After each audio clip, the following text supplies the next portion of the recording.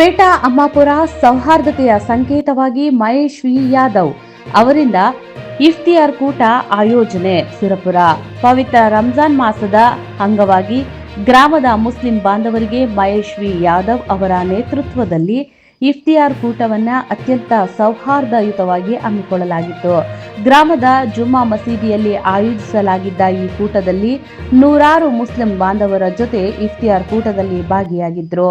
ಈ ಸಂದರ್ಭದಲ್ಲಿ ಮಾತನಾಡಿದ ಮಹೇಶ್ ವಿ ಯಾದವ್ ಅವರು, ಹಬ್ಬಗಳು ನಮ್ಮ ನಡುವಿನ ಪ್ರೀತಿ ಮತ್ತು ಸೌಹಾರ್ದತೆಯನ್ನು ಹೆಚ್ಚಿಸುತ್ತವೆ.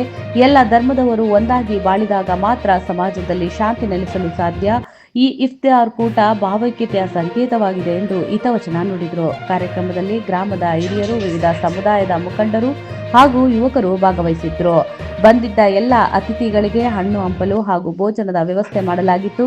ಮಸೀದಿಯ ಮೌಲ್ವಿಗಳು ಮತ್ತು ಮುಸ್ಲಿಂ ಮುಖಂಡರು ಮಹೇಶ್ ಯಾದವ್ ಅವರ ಸೌಹಾರ್ದತೆಯ ನಡೆಯನ್ನ ಶ್ಲಾಘಿಸಿ ಗೌರವಿಸಿದ್ರು. ಪರಸ್ಪರ ಶುಭಾಶಯ ವಿನಿಮಯ ಮಾಡಿಕೊಳ್ಳುವ ಮೂಲಕ ಕಾರ್ಯಕ್ರಮವು ಯಶಸ್ವಿಯಾಗಿ ಮುಕ್ತಾಯಗೊಂಡಿತು. ವರದಿ ಉಸ್ಮಾನ್ ಚಿತ್ತಾಪುರ್, ಹಂಸ ಟಿವಿ, ಸುರಪುರ.